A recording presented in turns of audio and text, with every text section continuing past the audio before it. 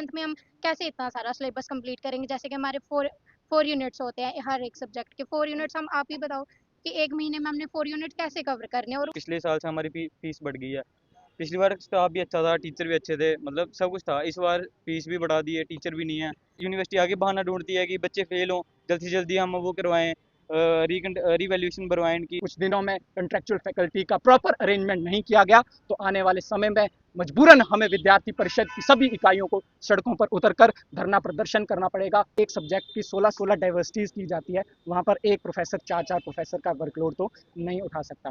कि higher education department जो है वो खुद ही नेशनल एजुकेशन पॉलिसी 2020 की गाइडलाइंस का फॉलो नहीं कर रहा और क्लियरली उसका वायलेशन कर रहा है। वर्किंग आवर्स सेट हैं, लेकिन आज एक प्रोफेसर को 18-19 घंटे जो है पढ़ाना पड़ रहा है। शक्ति राष्ट्र शक्ति, छात्र शक्ति राष्ट्र शक्ति, student power nation power, student power nation power.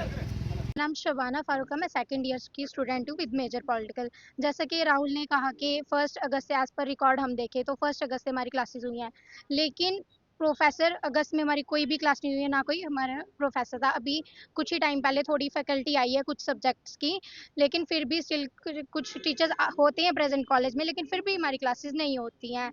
और अभी अक्टूबर, जैसे कि अक्टूबर आने वाला है 2-3 दिनों में, तो लेकिन फिर भी टीचर्स की इतनी ज़्यादा कमी है, हमारी क्लासेस नहीं हो रही है। और नवंबर में, जैसे कि दिसंबर में हमारे एक्सटर्नल है, तो इसका मतलब कि फिर नवंबर में हमारे इंटरनल होंगे, लेकिन हमारे पास एक ही मंथ है, तो एक मंथ में हम कैसे इतना सारा सिलेबस कंप्लीट करेंगे? जैसे कि हमारे फोर यूनिट्स होते हैं हर एक सब्जेक्ट के। 4 यूनिट्स हम आप ही बताओ कि एक महीने में हमने 4 यूनिट कैसे कवर करने हैं? और उसमें भी आगे 4 सब यूनिट है, तो एक महीना मतलब काफ़ी ज़्यादा कम टाइम है हमारे पास पढ़ने के लिए। और जबकि जिन सब्जेक्ट्स के हमारे पास टीचर नहीं है, वो उसके लिए तो बिल्कुल ही नहीं टाइम है, और वो हम कब पढ़ेंगे? तो मेरा यही है कि जो हायर एजुकेशन वाले हैं वो हमारी बात को सुने समझे और हमारी प्रॉब्लम्स को सॉल्व करे। Thank you. देखिए, सबसे पहले तो मैं बहुत बहुत धन्यवाद देना चाहूँगा जितने भी मीडिया पर्सन्स हमारी बात को हाईलाइट करने के लिए आए हैं, बहुत बहुत धन्यवाद। आज की जो प्रेस वार्ता है ये अखिल भारतीय विद्यार्थी परिषद जीडीसी कठुआ यूनिट द्वारा ऑर्गेनाइज की जा रही है। इसका विषय जो है कि जम्मू कश्मीर के अंदर किस तरीके से कॉन्ट्रेक्चुअल प्रोफेसर्स का हरासमेंट हो रहा है और स्टूडेंट्स के साथ इनजस्टिस हो रहा है, इस विषय में हमने आज ये प्रेस वार्ता रखी है। देखिए, प्रेस वार्ता करने का जो कारण है वो बड़ा सरल है कि 1 अगस्त से हमारा क्लास वर्क जो है सभी 142 डिग्री कॉलेजेस के अंदर चल रहा है, लेकिन अभी तक पूरी फैकल्टी का जो है अरेंजमेंट नहीं किया गया है। जहां हिस्ट्री के 3 प्रोफेसर पिछली बार थे, इस बार 1 है। जूलॉजी के 4 कॉन्ट्रेक्चुअल प्रोफेसर थे, इस बार 1 है। एनईपी के अंदर जहां पर एक सब्जेक्ट की 16 डाइवर्सिटीज की जाती है, वहां पर एक प्रोफेसर 4 प्रोफेसर का वर्कलोड तो नहीं उठा सकता। पिछले साल यूनिवर्सिटी ऑफ जम्मू के अंदर 3000 कॉन्ट्रेक्चुअल फैकल्टी का अरेंजमेंट किया गया था स्टाफ और स्टूडेंट्स की पढ़ाई को स्मूथली चलाने के लिए, लेकिन इस बार केवल 1700 प्रोफेसर जो हैं इन्होंने अपॉइंट किए हैं। तो इसके चलते सभी जम्मू कश्मीर के कॉलेजेस में ये शॉर्टेज देखने को मिल रही है। इसके बाद एक ज़रूरी बात मैं आपको ये बताना चाहूँगा कि हायर एजुकेशन डिपार्टमेंट जो है वो खुद ही नेशनल एजुकेशन पॉलिसी 2020 की गाइडलाइंस का फॉलो नहीं कर रहा और क्लियरली उसका वायलेशन कर रहा है।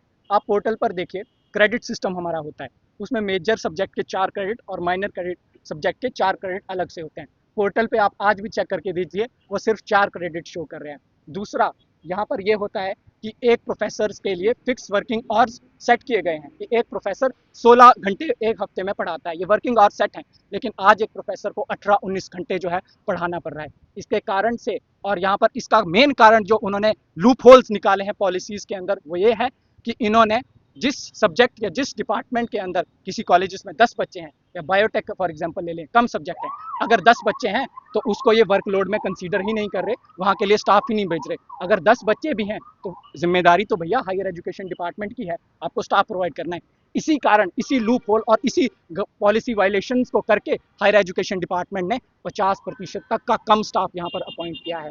तो हमारी मांग यही थी कि हमने एक मेमोरेंडम भी अलग अलग विद्यार्थियों ने अपने प्रिंसिपल्स को दिया, लेकिन हम समझते हैं कि प्रिंसिपल के हाथ में भी इतनी पावर्स नहीं है, उनकी भी कुछ लिमिटेशंस हैं, उनका भी एक दायरा है। इसीलिए आज हमने प्रेस वार्ता की है, हमने मेमोरेंडम भी प्रिंसिपल मैम को दिए हैं।